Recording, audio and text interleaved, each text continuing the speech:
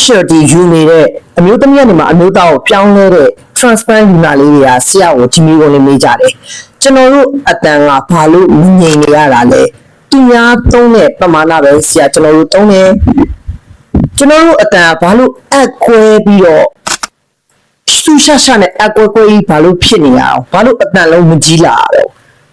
ဆရာအတန်ငြိမ်နေဆိုတာဘာလဲယောက်ျားလေးအတန်ဆိုတာဘာလဲဆိုတဲ့မိကုန်းလေးကိုဆရာမေးလို့ရှိတယ်အဲ့ဒီမှာဆရာအရင်ကပြောချင်တာဆရာအတွက်ကရောဘလို့အတန်မျိုးကိုယောက်ျားလေးအတန်လို့ယူဆတယ်လဲဆိုတော့အခုလက်ရှိမှာဆရာကလည်း HRT therapy ကိုယူနေတဲ့ transplant တယောက်ဖြစ်ပါတယ်နောက်တစ်ခုက CRT ကိုမသုံးခဲ့တာ2နှစ်ကျော်3နှစ်နီးပါးရှိသွားပါပြီပေါ့နော်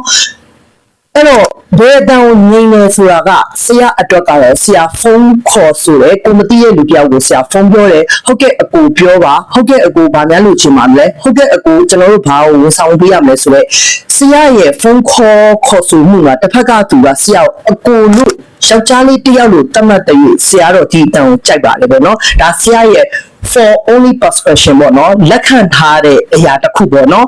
ခုနညီလေးတွေမေးတဲ့အတန်လုံးမငြိမ်တာအတန်အရန်အကွဲသွားတာဒီပမာဏကိုဘယ်လိုအသုံးပြုရမလဲဆိုတဲ့အရာကိုဆရာဒီဗီဒီယိုထဲမှာဆက်ပြီးတော့ရှင်းပြသွားပေးပါမယ်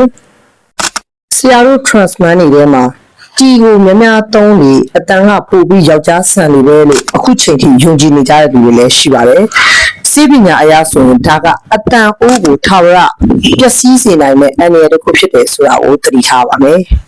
စေပမာဏကိုဆရာဝန်ညွှန်ကြားချက်မပါဘဲအလွန်အကျွံသုံးလိုက်တဲ့အခါမှာ vocal cord လို့ခေါ်တဲ့အတန်ကြိုးတွေမှာရုတ်တရက်ရှောင်ရဲမှုအဒီမားကိုဖြစ်ပေါ်စေတယ်အဲ့လိုရောင်ရဲမှုတွေကြောင့်ဆရာတို့ရဲ့အတန်အကွဲပြီးတော့မှတုံခါမှုမှန်မှန်တာကိုသတိထားမိမှာပါဒါကို vocal entrapment လို့ခေါ်ပြီးတော့အတန်အကွဲတာကmuscularity လို့ခေါ်တဲ့ဆရာတို့ကြားဆန်တာမဟုတ်ဘဲနဲ့ vocal strain လို့ခေါ်တဲ့အတန်ကျိုးဒဏ်ဖြစ်နေတာထိခိုက်နေတာကိုပြသတာပဲဖြစ်ပါတယ်။ယောက်ျားဆန်တဲ့အတန်ဆိုတာက pitch အနေအမြင့်တစ်ခုတည်းနဲ့မဆိုင်ဘူး။အဓိကတော့အတန်ဟင်းထွက်မှု resonance ပေါ်မှာအများကြီးမူတည်တယ်။ဒီများများသုံးလိုက်လို့အတန်ကျိုးတွေကအရင်ကြီးထူလာပေမဲ့အတန်အိုးဖြစ်တဲ့ resonance ကလိုက်ပြီးမပြောင်းလဲရင်အတန်ကအကွဲပြီးတော့ bassing sound ကျက်နေတဲ့အတန်တွေထွက်လာမှာပဲဖြစ်တယ်။အကောင်းဆုံးအတန်ကိုဆရာအကြံပေးရမယ်ဆိုရင်တော့အတန်ကလေပြီးနဲ့ကလာတဲ့အတန်မျိုးမဟုတ်ဘဲနဲ့ရင်ဘတ်ထဲကနေမှလာပြီးတော့တည်ငြိမ်တဲ့ resonance ဖြစ်တဲ့အတန်မျိုးကိုဆရာတော့အကြိုက်ဆုံးပါပဲ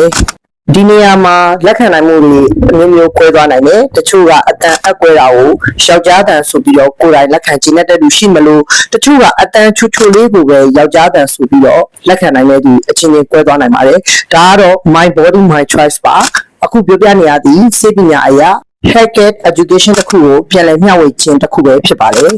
အဲ့တော့တီးရဲ့အပြင်ပေါ့နော်ဆရာရဲ့အတောင်ပို့ပြီးတည်ငြိမ်ပြီးအရေးသေးကောင်းခြင်းဆရာခုပြောမယ့်နည်းလမ်းလေးတွေကိုကြိုးစားကြည့်ပါ sleep doses အနေနဲ့ကိုယ့်ရဲ့ခန္ဓာကိုယ် receptor တွေကလက်ခံနိုင်တဲ့ပမာဏထက်တီကိုမကျော်လွန်ပါစေနဲ့စကားပြောတဲ့အခါမှာဆရာတို့တွေကလေချောင်းလေးကနေညှစ်ထုတ်တဲ့ vocal frying ကိုလုံးဝရှောင်ပြီးတော့ရင်ဘတ်ကနေ resonant အတန်ဟင်းနဲ့ထွက်လာအောင်လေ့ကျင့်ပါဒါကို chest resonant exercise လို့ရှာလို့ရပါတယ်ဒီအသုံးပြုတဲ့အချိန်မှာ cell တွေရဲ့ metabolism တွေကမြင့်တက်နေလို့ကိုယ့်ရဲ့အတန်ကြိုးတွေက၆တိလွဲပါတယ်hydration protocol အရရေဓာတ်ကိုပုံမှန်ထက်ပိုပြီးဖြည့်တင်းပေးဖို့လိုအပ်ပါတယ်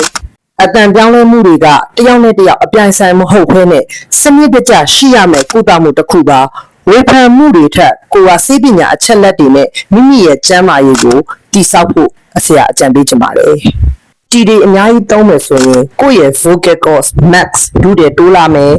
တီ level ကို high dose သုံးခြင်းအတန်တ issue တွေအတွင်းမှာအရင်စုတဲ့အဒီမာကိုဖြစ်စေပြီးအတန်ကို unstable နဲ့ gravelly အရာတည်ငြိမ်မှုမရှိဘဲနဲ့အကွဲခြင်းကိုဖြစ်ပေါ်စေနိုင်ပါတယ်အကယ်၍အမျိုးသမီးကနေမှအမျိုးသားကိုပြောင်းလဲတဲ့လမ်းစဉ်မှာတဘာဝစွမ်းအားလေးတွေနဲ့အတူတူသွားခြင်းရင်တော့ရှုပေါ်ကျွန်းကအသင့်အတွက်အဖို့မဖြစ်စီမှာပါ